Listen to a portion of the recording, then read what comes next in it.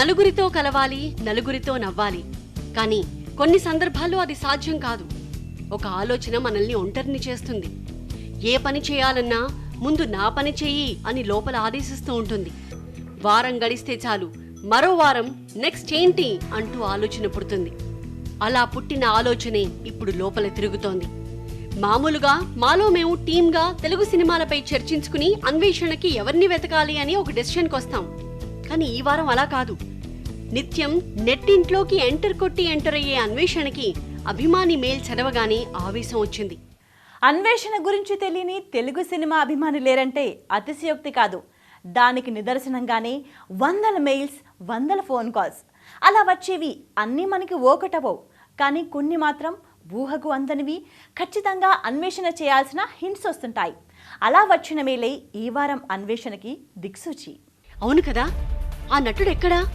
ఆయన మాటలు, ఆయన నటన అవి గుర్తొస్తే చాలు ఎన్ని సినిమాలు గుర్తొస్తాయో. ఇన్నాళ్ళు ఆయన్ని ఎలా మర్చిపోయాం? ఫుల్గా గుర్తింపు ఉన్నప్పుడే కనిపించకుండా తెరమరుగైపోయారు. ఆయనకి ఏమంత కష్టం వచ్చింది అనే నెగటివ్ ఆలోచన వస్తోంది. ఎందుకంటే అవకాశాలు తక్కువ ఉన్నప్పుడు వేరే వైపు వెళ్లే వాళ్ళు ఎక్కువ మంది ఉంటారు. కానీ వరుసగా సినిమాల్లో కనిపిస్తూ అర్ధాంతరంగా ఎందుకు నటించడం మానేశారు? ఆయన్ని వెంటనే కలవాలి. నటనను ప్రేమించే వాళ్ళు ఎప్పటికీ వేరే దారిలో వెళ్లలేరు, ఏదో బలమైన కారణం ఉంటే తప్ప. ఆ కారణం ఏంటి? అకారణంగా అంత మంచి నటుణ్ణి కళామ తల్లి ఎలా దూరం చేసుకుంటుంది? భారత్ బంద్ సినిమా గుర్తుందా? అసలు ఆ సినిమాలో ఆయన నటనని మర్చిపోగలమా? అర్థమైందిగా అన్వేషణకొచ్చిన మెయిల్ ఎవరి గురించో. ఆ నటుణ్ణి చూడాలనిపిస్తోంది కదా. నిజం, ఆ పేరు వినగానే వెంటనే వెళ్ళి కలిసేయాలి అనిపించేసింది. ఎన్నో గుర్తుండిపోయే పాత్రలు చేసి మెప్పు పొందిన కాస్ట్యూమ్ కృష్ణనే మనం వెతికేది. ఆ పేరు విని ఎన్ని రోజులైందో కదా. ఇప్పుడు అతన్ని వెతకగలమా? ఎక్కడున్నారు? ఆలోచనలు ఒక్కొక్కటి అల్లుకుంటున్నాయి. అన్వేషణకు అంకురార్పణ జరగాలే గాని శంఖం పూరిస్తుంది. కాస్ట్యూమ్స్ కృష్ణ, ఆ పేరు తెలుగు సినీ ప్రేమికులకు ఆచంద్ర తారార్కం గుర్తుండే పేరు. ఇప్పుడాయన ఎక్కడా? ఏమైపోయారు? ఎవరు చెప్తారు? ఎప్పటిలాగానే ఈయన్ని కూడా చెన్నపట్టణమే దాచేసింది. చెన్నై ప్రయాణం అన్వేషణకు మరోసారి అనివార్యమైంది. ఒకప్పుడు సినిమాకు పుట్టినిల్లులా ఉన్న మద్రాస్ ఇప్పటికీ తనలో ఎన్ని కథలను దాచుకుందో, ఎందరి అంతరంగాలను ఆవిష్కరిస్తుందో. అలాంటిది మనం వెతుకుతున్న నటుడి తెర వెనక ఒడిదుడుకులకు అద్దం పట్టేలా ఆహ్వానిస్తుంది చెన్నపట్నం. వెళ్ళి కలిస్తే ఎన్ని తెలుస్తాయో.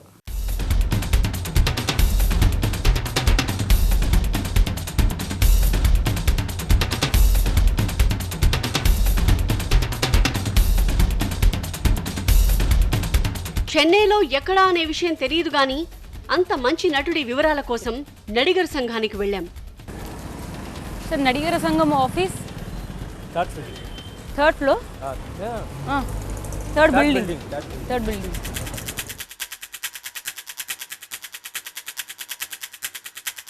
నడిగర సంఘం ఆఫీస్, దిస్ వన్. மூணாவது பில்டிங் மேடம். மூணாவது பில்டிங் நந்த அபார்ட்மெண்ட். அந்த வண்டிக்கு பின்னால வெள்ளை வண்டி இருக்குல்ல, அது சைடு. ఆహా.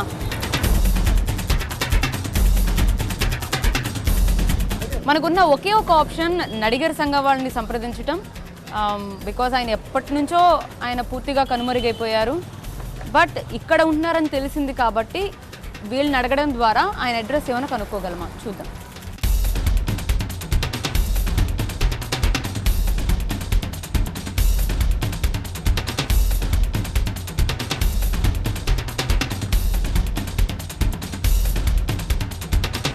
We are coming from Hyderabad. Camera చూసి కోప్పడ్డారు. వివరాలు లేవన్నారు. అన్వేషణ అంటే ఎలా ఉంటుందో చెప్పాం. వాళ్ళకి కూడా ఆ మహానటుణ్ణి చూడాలనిపించిందేమో. ఒక పిఆర్ఓ నెంబర్ ఇచ్చారు. టీ నగర్లో ఉంటున్నారు అన్నారు. మనకి ఒక నెంబర్ అయితే ఇచ్చారు. ఆ నెంబర్కి కాంటాక్ట్ చేస్తే కనుక మీకు కాస్ట్యూమ్ కృష్ణ అడ్రస్ మీకు దొరుకుతుంది అంటూ వాళ్ళు చెప్తున్నారు. సో ఈ నెంబర్కి మనం ఫోన్ చేద్దాం. ఫోన్ చేసి వారితో మనం మాట్లాడదాం.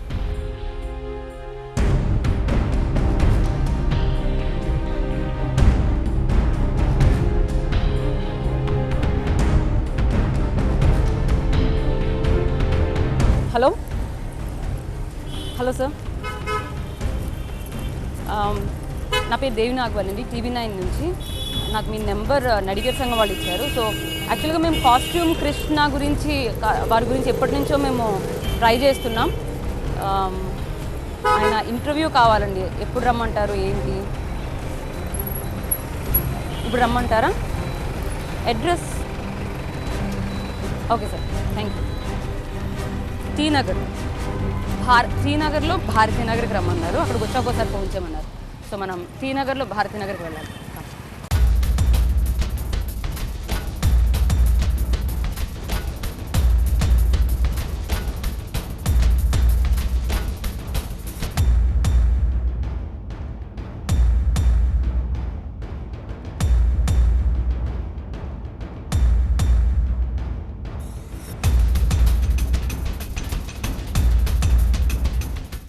పూర్తి సమాచారం ఉంది, కానీ అతని అనుమతి మాత్రం మన దగ్గర లేదు. ఇన్నాళ్ళు కనపడని అతను మనల్ని నవ్వుతూ పలకరిస్తారా? గుమ్మం దగ్గరే ఆపేస్తారా? అతను తలుచుకుంటే ఎన్నో గొప్ప క్యారెక్టర్స్ అతని ముందు వాళతాయి, కానీ అతను ఎందుకు ముందుకు రావడం లేదన్నదే సస్పెన్స్. అందుకే కొంచెం అనుమానం. వెండితెరకు దూరంగా ఉన్నారుగా, మరి పలకరిస్తే పలుకుతారా?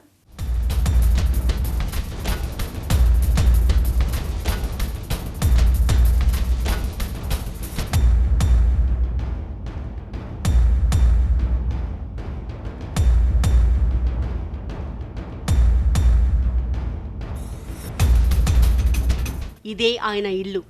ఇది రూఢిగా తెలిసిన సమాచారమే. ఇదే వాస్తవం అయితే బావుండు అని ముందడుగు వేశాం. అన్వేషణకి ఎప్పుడూ ఉన్న చిన్న కన్ఫ్యూజన్, చిరు టెన్షన్ అలాగే ఉంది.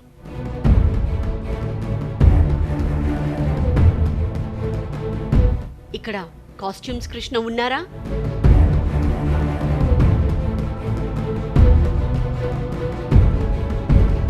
నమస్తే అండి, చంద్రశేఖర్ గారు. ఓకే, వీరితోనే మనం మాట్లాడాం. సో అడ్రస్ ఇచ్చింది కూడా వీనే. నాన్నగారు ఉన్నారండి. ఓకే.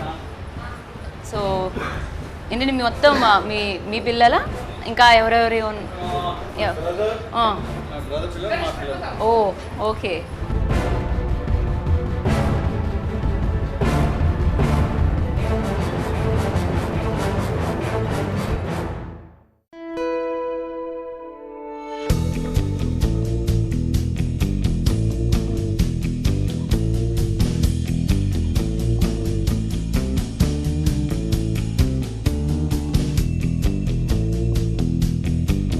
నమస్తే సార్. సో కృష్ణ గారు, మనం పెళ్ళాం చెప్తే వినాలి ఎన్నో సినిమాల్లో మనం చూసాం. బట్ తెలుగు ప్రేక్షకులు మిస్ అయిన మన అభిమాన నటుడు కృష్ణ గారు. ఎలా ఉన్నారు సార్? మాకు కొంత సమయం ఇస్తే చిన్న ఇంటర్వ్యూ. ఓకే. అన్వేషణ టీంకి మెయిల్స్ వచ్చాయి, కాస్ట్యూమ్ కృష్ణ ఎక్కడున్నారో కనుక్కోండి, ఆయన మేము మళ్ళీ చూడాలనుకుంటున్నాం తెర మీద అని. సో మీ కోరిక మేరకు, మీ డిమాండ్ మేరకు కాస్ట్యూమ్ కృష్ణ గారిని మీ ముందు ఉంచాం. నమస్తే అండి, ఎలా ఉన్నారు? కాస్ట్యూమ్ కృష్ణ అంటే పేర్లోనే తెలిసిపోతుందండి, అంతకుముందు మీరు కాస్ట్యూమ్స్ అందించేవారు అని. అంటే అసలు మీరు కాస్ట్యూమ్స్ ఏ సినిమాలకి, అంటే ఏ హీరోయిన్స్కి అప్పట్లో ఎలా ఉండేది? ఒకసారి కాస్ట్యూమ్, ఒకసారి ప్రొఫెషన్ గురించి మాట్లాడుకుంటే. కాస్ట్యూమ్ కృష్ణ అని పిలవడానికి కూడా ఒక చిన్న ఇది ఉంది. ఏంటంటే అంతకుముందు నేను ఎక్కువగా సురేష్ ప్రొడక్షన్లో పనిచేసేవాడిని. ప్రతి వాళ్ళు కూడా ఏ బట్టల షాప్కి వెళ్ళినా సరే సురేష్ కృష్ణ అనేవారు, కానీ ఇంక వేరేకి లేదు. ఆ తర్వాత కొంతకాలం అయిన తర్వాత ఏమో ఈ మామూలు కాస్ట్యూమ్ చేసేవాడిని, కానీ సురేష్ చాలా సినిమాలకి చేసేవారండి. చాలా సినిమాలు చేశాను. అంటే కాస్ట్యూమ్స్ అంటే మీరు జస్ట్ కాస్ట్యూమ్స్ అందించేవడం, లేకపోతే వాళ్ళు డ్రెస్ డిజైనింగ్ ఏంటండి? అన్ని డ్రెస్ డిజైను, కొలతలు తీసుకొని తయారు చేయడం, ఏదైనా సరే రాముడు కానీ కృష్ణుడు కానీ మామూలు సోషల్ పిక్చర్ కానీ అన్నీ అందరు హీరోయిన్లకి చేశాను. ఎన్ని సంవత్సరాలండి, ఎన్ని సంవత్సరాల అనుభవం అప్పుడు కాస్ట్యూమ్ కృష్ణగా? కాస్ట్యూమ్ కృష్ణగా అంటే నేను మెడ్రాసు వచ్చింది 54. అప్పుడు తిలక్ సినిమా ముద్దుబిడ్డ తీస్తున్నారు, అప్పుడు వచ్చాను. ఆ తర్వాత అసిస్టెంట్గా పనిచేశాను, తర్వాత చేశాను. తర్వాత ఒక చీఫ్ గారి దగ్గరికి వెళ్ళి పనిచేసి దాని తర్వాత రామానాయుడు గారి కంపెనీలో అసిస్టెంట్గా పనిచేశాను. ఓకే, అంటే మీ పూర్తి పేరు ఏంటండి అయితే? నా పూర్తి పేరు మాదాసు కృష్ణ. మాదాసు కృష్ణ. కృష్ణ. ఆ, అది మామూలుగా అసలు లేకుండా గారు సురేష్ కృష్ణ అని పిలిచేవారు. ఓకే. దాని తర్వాత ఇలాగే మీలాగే చాలామంది ఒకరోజు సురేష్ ప్రొడక్షన్కి వచ్చి పైకి, కృష్ణ ఇప్పుడు నువ్వు భారత్ బంద్లో యాక్ట్ చేసావు, మంచి పేరు వచ్చింది. ఆ భారత్ బంద్ గురించి కూడా చెప్పండి. అసలు మొట్టమొదటిగా మీకు ఆఫర్ ఎలా ఇచ్చారు? అదే భారత్ బంద్లో నేను బాగా బిజీగా ఉన్నప్పుడు ఒకసారి కోడి రామకృష్ణ గారు మా ఇంటి పైన ఆఫీస్లో ఉండేవాడు. ఓకే. సార్ ఆఫీస్కి రమ్మంటే వెళ్ళాను. డైరెక్టర్ గారు కదా అంతేనా సార్, నమస్కారం సార్ అంటే, కృష్ణ నువ్వు చిన్న ఇది చేయాలి, క్యారెట్. ఊరుకోండి సార్, క్యారెట్ లేదు ఏం లేదు అని వెళ్ళిపోతున్నాం సార్. అది కాక మాట అమ్మా సార్, ఏంటి సార్, అది కాదమ్మా 3 రోజులు క్యారెట్ అని, ఒక్కరోజు కూడా నాకు ఖాళీ లేదండి, సారీ సార్ అంటే ఆర్టిస్ట్గా కాదు ఇంకేదన్నా చెప్పండి, ఏమైనా డ్రెస్సులు కావాలో అది కావాలి చెప్పండి. అది కాదమ్మా నా మాట వినమ్మా, ఎలాగైనా సరే అని, సార్ కుదరదు సార్ నేను వెళ్ళిపోయాను. మళ్ళీ మర్నాడు మళ్ళీ వచ్చి కూర్చొని, అది కాదమ్మా నీకేం ఇబ్బంది లేదు, నువ్వు ఎలా చెప్తే అలా చెప్పు, ఇప్పుడు నువ్వు ఎలా మాట్లాడుతున్నావు అలాగే మాట్లాడు. ఏంటి సార్ అలా మాట్లాడమంటారు, ఏం నాకేం అర్థం లేదు వద్దండి. సరే ఇంకెక్కడి నుంచి ఇలాగే ఇది ఉంటే ఒకసారి మా ఇంట్లో అదే మా ఆవిడ అని చెప్పింది, పెద్ద ఆయన కదా చెప్పాడు కదా, సరే వెళ్ళండి, నాకు చూస్తే తెలిసిపోద్ది కదా మీకు రాదని పంపించేస్తారు. ఎందుకు ఆయన, అరే నాకు బోళ్ళని పనులు ఉన్నాయి ఏంటి, ఎంతైనా ఇది కదా, అందులో సినిమా తీయాలనుకుంటున్నారు కదా మీరు మీరు తీయాలనుకుంటున్నారా? ఓకే. అంతే సరే అంటే ఆల్రెడీ నేను అశుద్ధం సినిమా తీశాను దానికి ముందే, భారత్ బంద్కి ముందే. సరే అనేసి ప్లేన్ టికెట్ ఇచ్చారు, హైదరాబాద్ వెళ్ళాను. హైదరాబాద్ వెళ్ళి దిగి మళ్ళీ అశోక్ హోటల్కి వెళ్ళాను. వెళ్ళి ఏంటి సార్ ఇదంతాను అప్పటికే మా ఇది కాదండి, ఎవరు నేను చెయ్యలేను నేను వెళ్ళిపోతానని చెప్పి అప్పటికి 2 ఆర్టిస్టులు ఉన్నారు, కోటా శ్రీనివాసరావు ఇంకొక ఆయన, ఇద్దరు, అంటే నేను వెళ్ళిపోతే ఆ క్యారెక్టర్ వేయడానికి. ఓకే. సరే మీకు లేదు కృష్ణ, నువ్వేం చెప్తే అలా ఇప్పుడు ఎలా అలా మాట్లాడు, ఏంటంటే అలా మాట్లాడబట్టు అలా ఏం నచ్చిందండి మీలో, ఎందుకు అంత బతిమాలారు ఆయన? ఏంటో నాకే తెలియదు. అంటే నేను అనుకున్నది ఏంటంటే ఒకసారి ఏదో ఒక స్టూడియోలోకి వెళ్ళి ఒక చిన్న ఇది వచ్చింది గొడవ, పక్కన ఒక అతను ఉన్నాడు, ఇద్దరు ఉన్నాడు. నేను మాట్లాడుతూ ఇంకొకసారి మాట్లాడామంటే మర్యాదగా ఉంటుంది, జాగ్రత్త ఏం చెప్తున్నాను అని అలా చూసుకుంటూ వెళ్ళిపోయాను. అది ఒకటే ఆ ఇద్దరు అప్పుడు మనం చూసింది. దాని తర్వాత పట్టుకున్నాడు.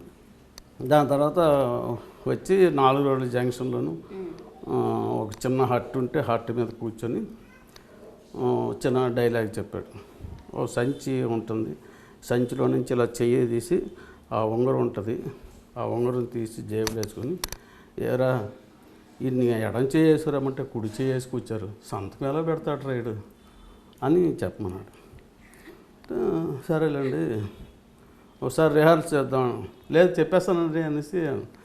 సరే అక్కడి నుంచి అందరూ నేను మామూలుగా ఏరా ఈ ఎడం చేసుకురామంటే కుడి చేసుకొచ్చారు, ఇటు సంతకం ఎలా పెడతాడు అని మాట్లాడుతూ ఏళ్ళలో ఉంగరం తీసుకొని జేబులు వేసుకొని ఏంట్రా అని అంతే షార్ట్ అయిపోయింది. అందరూ తప్పట్టు, ఓ బ్రహ్మాండంగా వచ్చింది, ఇంకే ఉంది, నువ్వు అసలు ఏం చేస్తావు ఏంటి అంటే, అమ్మ బాబో ఇంకా అక్కడ అసిస్టెంట్ డైరెక్టర్లు వీళ్ళందరూ ఏంటి కృష్ణ నువ్వు చేస్తుంటే అమ్మ బాబోయ్ మాకే ఇదైపోయింది. ఇంకా అక్కడి నుంచి మీరు మాట్లాడిన మాట చాలా న్యాచురల్గా బాగుంది. స్టార్టింగ్ నుంచి ఎండ వరకు అలాగే చేశాడు. ఆ తర్వాత నెక్స్ట్ సీన్లోను వాడు వచ్చి అక్కడ బడ్డీ కొట్టు ఉంటుంది. ఏంటంటే అయ్యగారు ఇక్కడ ఇల్లు అంటే ఈ పక్కన అంటాడు. సరే వస్తాడు. వచ్చిన తర్వాత ఆవిడ ఉంటుంది, అమ్మ అయ్యగారు ఉన్నారా, తోమలపాకులు తీసుకొని రమ్మన్నారు. అలాగా అయ్య కింద పూజ చేసుకుంటున్నాడు అయ్యా. ఆహా అలాగండి. అదేంటమ్మా నిండు ముత్తైది బొట్టు లేదు మీ ముఖంలో?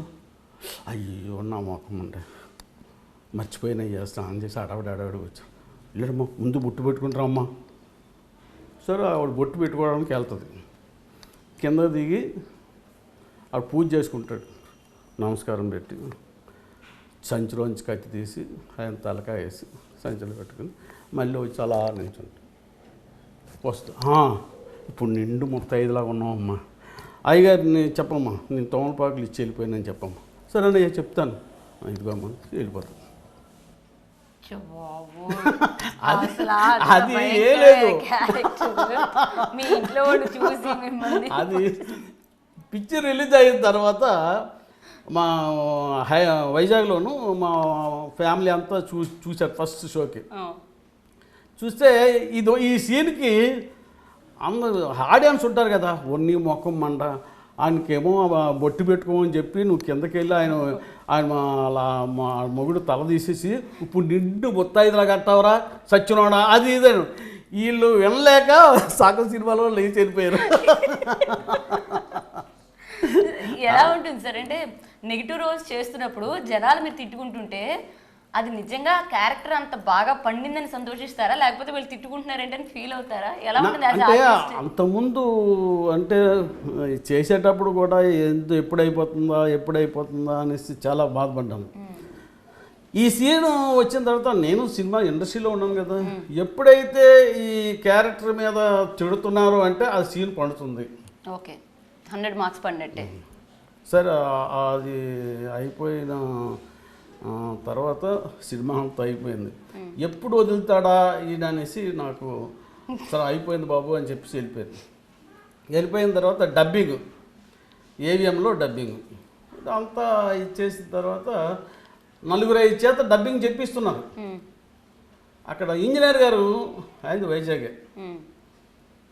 ఏంటి కోటరామకృష్ణ గారు ఈ ఎవరైతే చెప్పాడో ఆయన చేత చెప్పిస్తే సూపర్ హిట్ అండి సినిమా, ఇదన్నీ మామూలుగా ఉంది గొంతుగా, అది ఆయన గొంతుగా అప్ అండ్ డౌన్ ఉంది, కరెక్ట్, భలే వెరైటీ ఉంటుంది, ఒక తమాషా హై ఉంది డౌన్ ఉంది, ఇది ఎవరికి రాదు ఆయన చేత. అంటే మళ్ళీ నేను అక్కడే తిరుగుతున్నాను, వాహిని స్టూడియో, ఏవిఎం స్టూడియో, గబుక్కుని వచ్చారు. కృష్ణ ఒకసారి సార్ ఇంకొకసారి మాట్లాడదు, నా కోపం తెప్పించవద్దు. అది కాదమ్మా నీ డబ్బింగ్ కాదు, ఊరికి టెస్ట్ చూసుకుంటే దాన్ని బట్టి చూసుకుంటాను, నేను వస్తాను 1 గంటలో వస్తాను అది చూసుకొని. సరే పర్లేదు వచ్చాను. సరే ఇంజనీర్ గారు చూసి, కృష్ణ నువ్వు ఎప్పుడు ఖాళీగా ఉంటే గంట ఖాళీగా ఉంటారా నీకు ఫ్రీ థియేటర్. అదేంటండి అలాగా, అంతే నువ్వు ఎన్ని రోజులు చెప్పు, 25 రోజులు చెప్పాను డబ్బింగ్. సో టూ మచ్ పాప. మరి ఇలా వెళ్ళిపోయాను, మళ్ళీ వచ్చేవాడిని, 1 గంట చెప్పండి, మళ్ళీ వెళ్ళిపోయేవాడిని. అలాగా 25 రోజులు పెట్టింది డబ్బింగ్ అంతా అయిన తర్వాత. ఇంకా సినిమా వాళ్ళందరూ వచ్చి కృష్ణ చాలా బాగా చెప్పావయ్యా, అది ఏం బాగా చెప్పాను ఇంకా. దాని తర్వాత ఇంకోటి ఏంటంటే ఇక్కడ షో వేశారు దేవి థియేటర్, అందరినీ పిలిచాను నేను, ఏది డైరెక్టర్లు అందరూ, రాఘవేంద్రరావు ప్రొడ్యూసర్, పెద్ద ప్రొడ్యూసర్లు అందరూ నాకు పెద్ద ఇదే కదా, అందరిని పిలిచాను నేను. ఒరే ఎలా చేసేవారు నువ్వు, అసలే మాట్లాడడమే చేత కాదు, గొప్ప మాట్లాడుతూ పారిపోతుంటావు, ఎలా ఏదో ఆయన చేసి చెప్పమన్నాడు చేసిపోయానండి. సరే ఇవి అందరూ సినిమాకి వచ్చారు, సినిమాకి వచ్చి అందరూ రే చాలా బాగా చేసేవారు మా బాబోయ్ అన్న. సరే అయిపోయింది. రాఘవేంద్ర గారు వచ్చి రే కృష్ణ ఇలా రారు, రేపు నుంచి సాయంత్రం మా ఇంటికి రావద్దురా అన్నాడు. అదేంటండి డైలీ సాయంత్రం 7 గంటలకల్లా మీరు రెడీగా ఉంటారు, ఆ పైన ఒక చిన్న టేబుల్ వేసుకొని మందు వేసుకొని 2 పేజీలు వేసుకొని పడుకుంటారండి, అది అలవాటు అది. ఓకే, నేను ఆ టైంలో వెళ్ళి ఇగో ఈ క్యాట్లాగ్ తీసుకొని ఇగో ఈ అమ్మాయికి డ్రెస్ కుడుతున్నానండి, ఈ అమ్మాయికి డ్రెస్ కుడుతున్నాను, ఈ కలర్ అన్నీ చూపించి వెళ్ళిపోతాను డైలీ. కొన్ని నెలల సంవత్సరాలు అదే పని నాకు. ఆ రోజు వచ్చి నువ్వు రావద్దురా సాయంత్రం ఇంటికి. అదే సార్ మరి ఎప్పుడు రా మీతో నాతో మాట్లాడాలంటే స్టూడియోకి రా, స్టూడియోలో మాట్లాడి వెళ్ళిపో. ఏంటి సార్ మరి ఎలాగండి నేను అన్నీ తిరిగి చెప్పానంతే వెళ్ళు. ఏంటి ఇంకేమైంది అని పక్కన ఒక అతను, రే నువ్వు ఆ తలకాయ తీసేసి వెళ్ళిపోయి చూసావు, అది చూసిన దగ్గర నుంచి ఆయనకి చెమటలు పెట్టారా అని చెప్పాడు. అదేంటండి అదేంటంటే మాకే ఇదైపోయింది దడ వరకును. అసలు సైలెంట్గా ఏం మాట్లాడకుండానే ఏం చేసావు నాకే అర్థం అవ్వట్లేదురా మా బాబోయ్ ఇది అని అక్కడి నుంచి ఆ ఇంటికి వెళ్ళడం మానేశాను. సార్ ఇప్పుడు రాఘవేంద్రరావు సినిమాల్లో యాక్ట్ చేయడానికి ముందు ఆయన ఏ సినిమాలకు అంటే హీరోయిన్లకు మీరు డ్రెస్సెస్ ఇచ్చారంటే ఇప్పుడు శ్రీదేవి సినిమాలతో అంటే జగదేవి కూడా అతలో సుందరి ఆ సినిమానా లేకపోతే అంతకుముందు ఏ సినిమాలు? అన్ని సినిమాలు చేశాను. అవునా సార్? ఇప్పుడు జగదేవి కూడా అతలో సుందరి ఎవరు సార్? అది కూడా నేనే చేశాను. అంటే శ్రీదేవి బ్యూటిఫుల్ కాస్ట్యూమ్స్ శ్రీదేవికి మాత్రం వేరే వాళ్ళు చేశారు. ఈ తక్మ చిరంజీవికి వాళ్ళ గ్రూప్కి అన్నిటికి నేను చేశాను. Super sir. అంతకుముందు సినిమాలో కూడా చాలా సినిమాలు శ్రీదేవికి చేశాను. సార్ ఇప్పుడు మరి రాఘవేంద్ర గారి సినిమాల్లో తర్వాత యాక్ట్ చేసిన సినిమాల్లో కాస్ట్యూమ్గా కాకుండా మీరు నటుడిగా వచ్చినప్పుడు మీ మధ్య సంభాషణ ఎలా ఉండేది సార్ ఆయనకి మీకు మధ్య? అంటే అదేం ఉండదు కాదు, మామూలుగా జనరల్గానే మాట్లాడుకొని ఇచ్చేసేవాళ్ళం. కానీ ఆయన పిక్చర్ కూడా ఒక పిక్చర్ యాక్ట్ చేయమన్నాడు. అంటే నేను ఈ భారత బంద్ అయిపోయిన తర్వాత అసలు సినిమాలు చేయకూడదని అనుకున్నాను. అనుకుంటే ఈయన బలత్కారంగా నువ్వు చెయ్యాలరా ఈ సినిమా, నాకు వద్దనుకున్నానండి. ఆ ముందు వాళ్ళతో చెప్పాను, నువ్వు నా సినిమా చేయవా అన్నాను. సరే అండి అనేసి ఆ సినిమా చేశాను. ఆ తర్వాత పిల్లని చెప్తే వినాలి మళ్ళీ ఈయన ఆ సినిమాలో మీరే హీరో మీరే విలన్. అసలు లాస్ట్ వరకు ఆ సినిమాలో నేను ఉండకూడదు అని మురళీమోహన్ గారు చెప్పారు. ఏంటి ఈయన ఎంత ఉంటాడు, ఈయనేంటండి దానికి దీనికి అంతమంది దాంట్లో కోటి రామకృష్ణ చెప్పారు, మీరు ఏమనుకోవద్దు ఇతను పెడితే సూపర్ హిట్ అవుద్ది. కోటా శ్రీనివాసరావు దానికి బుక్ చేశారు. ఓకే. అది కోటా శ్రీనివాసరావుకి మధ్యలోనేమో ఒక వారం రోజులు ఎక్కడో డేట్లు ఇచ్చాడు. అది అయిన తర్వాత వస్తాను అని చెప్పాడు. ఈ లోపల వీళ్ళు ఏంటంటే ఏకదాటిగా సినిమా తీయాలి అనేసి ఇది. సరే ఆఖరికి ఆయన అదని ఇదని చెప్పి సరే మీ ఇష్టం అండి అని వదిలేశాడు. అసంతృప్తిగా వదిలేశాడు. సరే నాకు తర్వాత తెలిసింది, నేను అన్నాను ఎందుకండి ఇది నేను మానేయాలి, ముందే చెప్పాను కదా కృష్ణ ఇది చాలా మంచి సినిమా చూడు నీకు ఏం చేయాలనేసి అన్నాను. సరే అక్కడి నుంచి అది స్టార్ట్ చేసాం. స్టార్ట్ చేసిన తర్వాత ఆ కత్తిరి వేయడం మాటలు డైలాగ్ అన్నీ తమాషగా ఇదిగా ఉన్నది. ఆ సినిమా కూడా రిలీజ్ అయిన తర్వాత సూపర్ హిట్ అయింది. ఇప్పటికీ సార్ ఇప్పటికీ ఈ జనరేషన్ వాళ్ళు కూడా ఇంట్రెస్టింగ్గా చూస్తారు సినిమా. పిల్లలు చెప్తా ఎందుకో లేడీస్ కూడా చాలామంది నేను మామూలుగా నిలబడుతుంటే దోమలు కొడుతున్నాయండి. నాకు ఏంట్రా వీళ్ళు పక్కన దోమలు కొడుతున్నాయంటే అప్పుడు నాకు జ్ఞాపకం వచ్చింది, ఆ సీన్ జ్ఞాపకం వచ్చింది. అమ్మమ్మ ఎవరు సార్ కనిపెట్టారు అది అసలు రియల్లీ ఫనీ సీన్ సార్ ఇది. కానీ ఆ సినిమా స్టోరీ లైన్ తీసుకుంటున్నప్పుడు అంటే పూర్తిగా నెగిటివ్ రాలేదు, లాస్ట్లో కూడా అసలు మారతారా లేదా అనిపించింది క్లైమాక్స్లో కూడా. అప్పటి కూడా మీ అంటే అంతవరకు కూడా క్యారీ ఆన్ చేయడం నెగిటివ్ రోల్ అనేది చాలా అనిపించింది. అంటే అందులో హీరోయిన్గా మీనా ఉన్నా పక్కన హరీష్ ఉన్నా అది టైటిల్ కూడా పెళ్ళాని చెప్తే వినాలి కానీ స్టోరీ మొత్తం మీ మీదే నడిచింది లాస్ట్ వరకు క్యారెక్టర్. సో బహుశా మీరు ఇప్పటికీ గుర్తుండిపోయే సినిమాల్లో మీరు మొదటి సినిమా పెళ్ళాని చెప్తే వినాలి అంటారా సార్? భారత్ బంద్ అంటారా? భారత్ బంద్. ఓకే. అంటే అది చాలా హెవీగా అందరూ భయపడేవారు. నాకు బాగా ఇది చేశారు, ఏం చేశారు ఎలాగరా అది ఇదని చెప్పాను. ఇదంటే క్యాజువల్గా లేడీస్కి మాత్రం ఫుల్గా పిల్లమని చెప్తే వినాలి.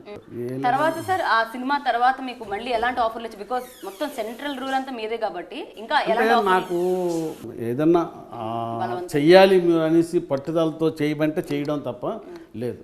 తర్వాత నా సినిమాలో మా ఊరు మహారాజు, మా ఆవిడ కలెక్టర్, పెళ్లి పందిరి ఇవి నేను తీసే సినిమాలు, దాంట్లో క్యారెక్టర్ ఉంది. మీరు ఎప్పుడు సినిమాల నుంచి మళ్ళీ ఇంకా పూర్తిగా బయటకు వచ్చారైతే? అంటే సినిమాలు తీశాను, మంచి సినిమాలు తీశాను, చాలా మంచి సినిమాలు తీశాను, అన్నీ సూపర్ హిట్ సినిమాలు. అందరూ నన్ను మోసం చేశారు. అందరూ తిన్నా ఎందుకు ఎంత కష్టపడి ఏం చేస్తాం మనకి తెలిసి ఆ లాస్ట్ సినిమాతో ఇంకా చేయకూడదు అనేసి వదిలేసాను. ఇంకా అందరూ ఎంతమంది చెప్పినా నేను వెళ్ళలేదు. తర్వాత ఇప్పుడు లేటెస్ట్గా కొంతమంది ఏంటంటే కోడి రామకృష్ణ గారితో మంచి సినిమా సోషల్ సినిమా ఒకటి చెయ్యి కృష్ణ, మేము ఉన్నాం, మేము చేస్తాం, అది వద్దురా బాబు అనేసి. పూర్తిగా మీకు సినిమాల పైన విరక్తి వచ్చిందా లేకపోతే ఇంకా మళ్ళీ ఎలా? అంటే విరక్తి అనేది ఎవరిని నమ్మాలో ఎవరిని నమ్మకూడదో తెలియట్లేదు. Okay sir. మనం అక్కడికి లోపలికి వెళ్ళామనుకోండి ఇంకందరినీ మర్చిపోతాం. నా 24 గంటలు నా ఇదేంటంటే స్టోరీ ఎలాగుంది, ఆర్టిస్టులు దీనికి ఎంతమంది ఉన్నారు, ఏంటున్నారు, వాడికి ఫోన్ చేసి ఇగో నేను 4 గంటలకు వెళ్ళా, నువ్వు రెడీగా అక్కడి నుంచి బయలుదేరితే కానీ ఇక్కడ 7 గంటలకు రాలేవయ్యా నేను అని చెప్పేసి ఏదో ఈ 2 రోజులు అయిపోతే ఈ సెట్ అయిపోతుందని ఆయన బట్టి మళ్ళీ వీటి దగ్గరికి వెళ్ళి ప్రొడక్షన్ మేనేజర్తో కూడా నేనే డీల్ చేసి ఆయన ఎలాగైనా సరే బండి పంపించి ఇక్కడికి 7 గంటలకల్లా ఇక్కడ ఉండాలి అని 24 గంటలు ఇదే పని. ఈ డబ్బులు ఎలా వస్తున్నాయి, ఎలా పోతున్నాయి, ఎలా బిజినెస్ అవుతుంది అనేది ఏం లేదు నాకు. వీళ్ళు చూసుకుంటారు డబ్బులు అనేసి. సరే నా దాని గురించి వదిలిస్తే లాస్ట్లో ఏంటంటే మిగలలేదు, ఇది అయిపోయింది అది అయిపోయింది. Costume Krishna, artist Krishna, producer Krishna. Costume కృష్ణగా మీకు లాభాలు వచ్చాయా? కాస్ట్యూమ్ కృష్ణగా నేను బాగా ఇచ్చేసాను. ఆర్టిస్ట్ కృష్ణగా? ఆర్టిస్ట్గా పెద్దగా లేదు, దానికి సరిపోయేటట్టు ఉండేది. ప్రొడ్యూసర్ కృష్ణగా మీకు ఎంత లాస్ వచ్చి ఉంటుంది? లాస్ అనేది అంటే లాభం లేదు, ఏం లేదు, కష్టపడ్డాం తప్ప రెండోది ఏం కనిపించలేదు. ఓకే. సరిగ్గా ఎవరు గైడెన్స్ ఇచ్చేవాళ్ళు లేరని ఫీల్ అయ్యారా? అంతే. ఏంటంటే మనం కరెక్ట్గా మనకు చదువు లేదు. ఇప్పుడు లాస్ట్లోనూ పెళ్లి పందిరి అంతా అయిపోయింది. 45 రోజుల్లో తీశాను పెళ్లి పందిరి. అది జగత్ బాబు ఏం చేశాడంటే డేట్లు అడిగితే నేను 45 రోజులు ఉన్నాయి కృష్ణ, 45 రోజులు అయిపోతే నేను మళ్ళీ ఫారెన్ వెళ్తాను, 3 నెలల వరకు రాను అక్కడ షూటింగ్కి, నువ్వు మధ్యలో నన్ను వేధించి నన్ను టెన్షన్ పెట్టేస్తావు నువ్వు.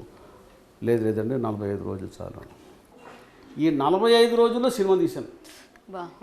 రికార్డ్ అందరూ మా ప్రసాద్ ల్యాబ్లో కూడా రికార్డ్ బ్రేక్ అనమాట.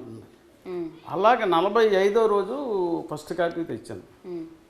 తెచ్చి రాజుగారిని పిలిచి, దిల్ రాజు గారిని, ఈ సినిమా మీరు తీసుకోండి అంటే అంతకుముందే స్టార్ట్ చేసే ముందే స్టార్టింగ్లోనే చెప్పాను.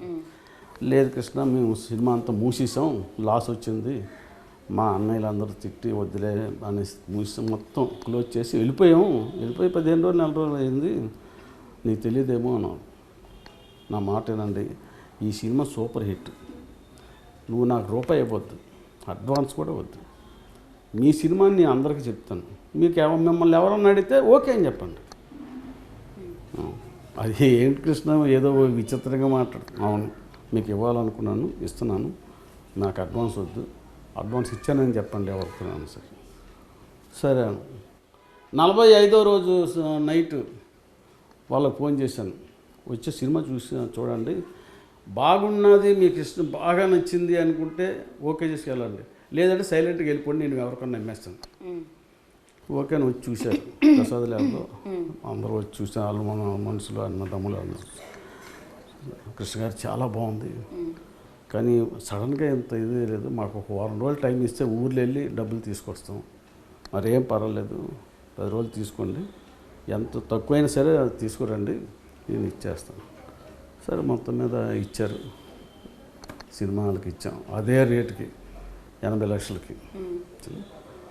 దాని మీద వాళ్ళ అప్పులు తీరిపోయి బాగా లాభాలు కూడా వచ్చాయి మంచి. అప్పటి నుంచి ఆయన దిల్ అనే సినిమా తీశాడు, అక్కడి నుంచి దిల్ రాజు అని.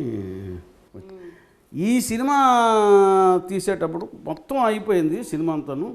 మీరు ఎందుకు అలా ఇచ్చేశారు అంటే ఆయన మీద ఎందుకో నాకు ఒక నమ్మకం, ఇవ్వాలి ఆయనకి ఆయన మనసులోనూ ఉండి కంపల్సరీగా ఇచ్చాను.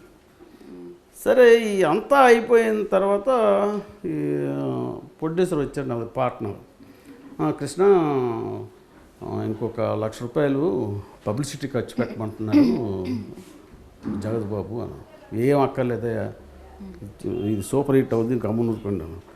వీళ్ళు వెళ్ళి ఆయన దగ్గర చెప్తే ఆయన నాకు ఫోన్ చేసి రమ్మని, ఏంటి కృష్ణ అందరికీ ఎక్కువ తీసుకుని నీకు 5 లక్షలు తక్కువ చేశాను, 2 లక్షలకి ఎందుకు నువ్వు అలా ఫీల్ అయిపోతావు? సార్ ఇది మౌత్ పబ్లిసిటీ ఎక్కువ ఉంటుందండి, సూపర్ హిట్ సినిమా నాకు తెలుసయ్యా, 2 లక్షలకి ఏంటి మళ్ళీ అన్నా. సరే అయితే ఓకే సార్ 2 లక్షలు, వాళ్ళే కదా ఫైనాన్స్, సరే 2 లక్షలు పెట్టండి. సరే సంతకం పెట్టమన్నారు. ఆ సంతకం చేస్తే నేను మామూలుగా ఇంగ్లీష్లో ఉన్నదంటే సంతకం పెట్టాను, 2 కాగితాలు వేసాను, సంతకం పెట్టి ఊరుకున్నాను.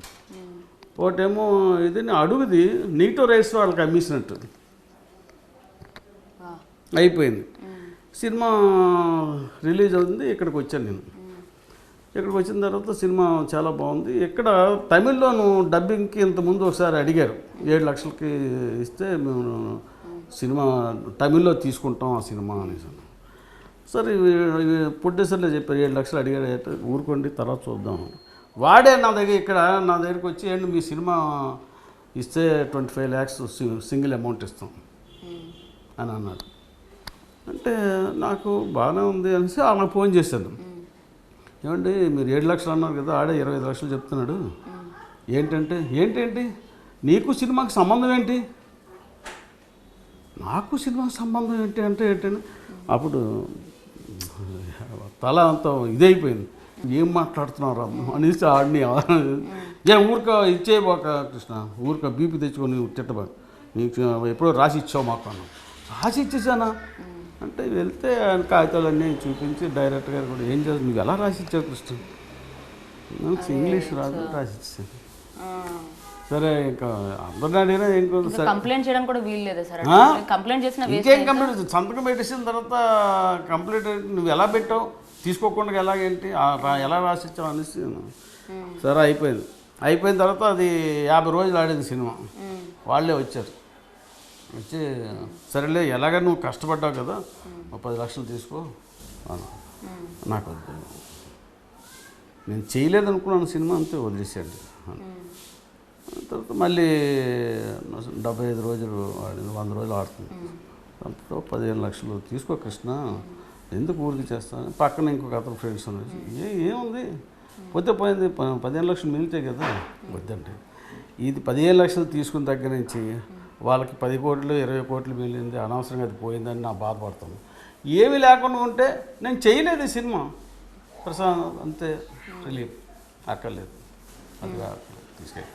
ఫిల్మ్ ఇండస్ట్రీలో ఇలా మోసాలు జరుగుతాయని మీ ద్వారా తెలిసింది సార్, ఇలాంటివి ఎన్నో ఉంటాయా బహుశా? అస్సలు ఇటువంటి ఇంకా ఎన్నో ఉంటాయండి. అటువంటిది మనం నాకు అసలు ఏంటి నాకే అర్థం లేదు, ఇది ఎలాగా వాళ్ళు అంత ఇదిగా చేశారు. మరి నిజంగా 45 రోజులు సినిమా తీశాను అంటే ఏంటి, ₹1 కూడా తీసుకోలేదు నేను అందులో, నా ఖర్చులు కూడా నేను తీసుకోలేదు.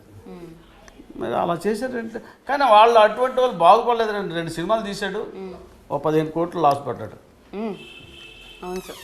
ఎవరైనా సరే, నాకు చాలామంది పార్ట్నర్గా వచ్చారు, చాలామందిగా మోసం చేశారు, వాళ్ళు ఎవరు బాగుపడలేదు. అంటే అన్యాయంగా ఏది చేసినా సరే ఉండదనేసి నా నమ్మకం. మనం కష్టపడి సంపాదించింది ఉంటుంది సార్, మనం కూడా ఎవరినో మోసం చేసినట్టయితే పర్లేదు. 24 గంటలు మనం కష్టపడి మనకు అన్యాయం చేసినోడు ఎవడు బాగుంటాడు సార్? ఇప్పటికీ మీతో పరిచయంలో ఉన్న నటులు కానీ డైరెక్టర్లు కానీ ఉన్నారా అండి సినిమా ఇండస్ట్రీ నుంచి? అంటే పరిచయం నటులు అంటే అందరూ పెద్దవాళ్ళు అయిపోయారు. అంటే హీరోయిన్లు ఉన్నారు, అందరూ ఇదైపోయారు. వాణిశ్రీ బాగా పరిచయం, ఆవిడ ఎక్కడో ఇదైపోయింది. తర్వాత జయప్రద, జయసుధ, ఇలాగా ఉన్నారు ఇప్పటికీ. టచ్లో అయితే ఉన్నారా అండి? టచ్లో ఉన్నారా? టచ్లో అంటే మనం ఎప్పుడో వదిలేసి బయటకు వచ్చాం. మనం ఎప్పుడైనా థియేటర్కి వాటికి వెళ్ళేటప్పుడు కలిసి ఏమో బాగున్నామని బాగున్నాం అంత మించ. మొన్న దిల్ రాజు గారు నాకు ఫంక్షన్ చేశారు, ఆ పిక్చర్ ఇచ్చినందుకు. అంటే ఆ పిక్చర్ తర్వాతే కదా ఆయనకి లైఫ్ వచ్చింది. అందుకని నాకు జయసుధ నాకు సాల్వ్ కప్పి కృష్ణ బాగున్నాను. మళ్ళీ మీరు మామూలుగా అందరితో నవ్వుతూ పలకరిస్తూ ఉంటారా సార్? మీకేమి కోపం కానీ అలా ఏం లేదా? నేను ఎవరితోనే అలా పెట్టుకోను. నిర్మల్ గారు ఉన్నారు, విజయ నిర్మల్ గారు నాకు ఎంతో ఇదిగా ఉంటుంది. హీరో కృష్ణ గారు ఉన్నారు, ఎప్పుడైనా వెళ్తే నాకు చాలా బాగా పలకరిస్తారు. ఏమైనా కృష్ణ బాగున్నాను సార్, మంచి ఆయన అంటే నాకు. అంటే ఫస్ట్ సినిమా కూడా ఆయనే కదా, ఆశిద్దాము.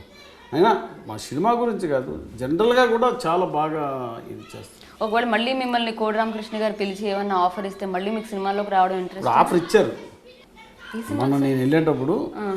ఆయన అదే షిరిడి బాబా తీస్తున్నాడు. తీసిన తర్వాత వెళ్ళిన తర్వాత ఏంటి కృష్ణ ఇలా ఏం లేదు మీతో మాట్లాడు, రా కూర్చో అని చెప్పేసి కూర్చోబెట్టి చాలాసేపు మాట్లాడాడు. మన వాళ్ళు చాలామంది నాకు కూడా వచ్చారు, కృష్ణ మీతో సినిమా తీయాలనుకుంటున్నానండి.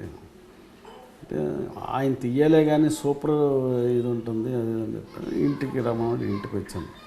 ఇంటికి వెళ్ళిన తర్వాత సోషల్ చిన్న సినిమా ₹1 కోటి అయిపోవాలి.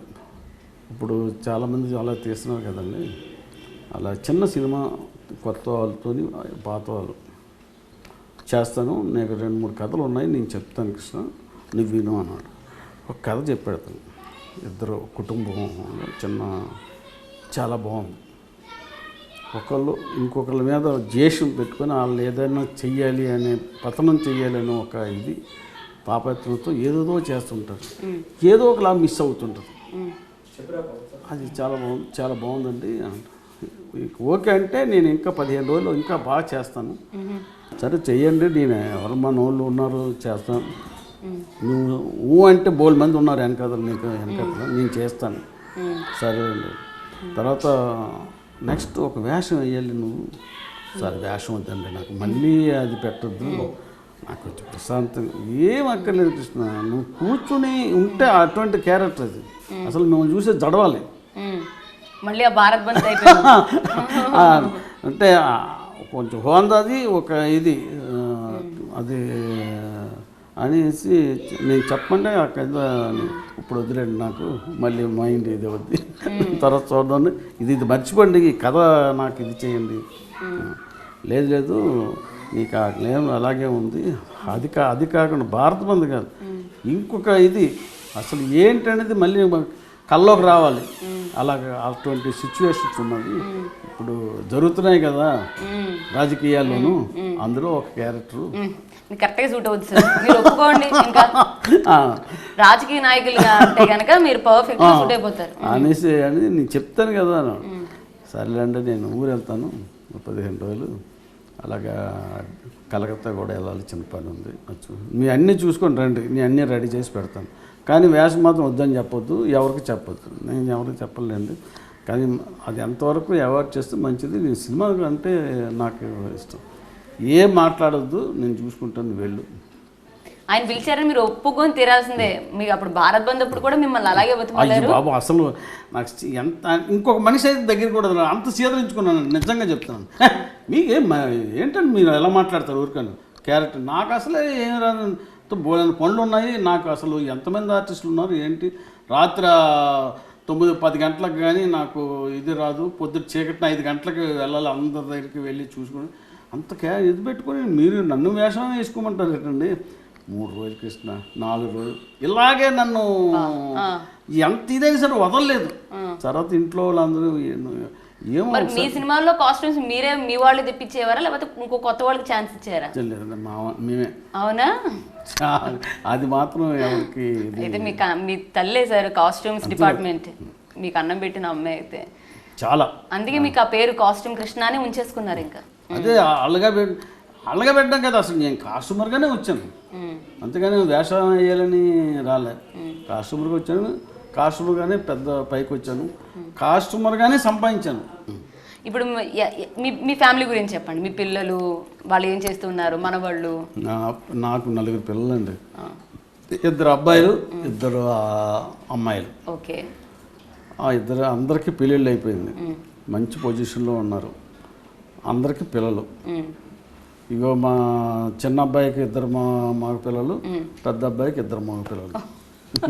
ఫుల్ మీ చుట్టూ ఇంకా ఆడుతూ ఇంకా హ్యాపీగా ఉంటుంది పిల్లలంటే.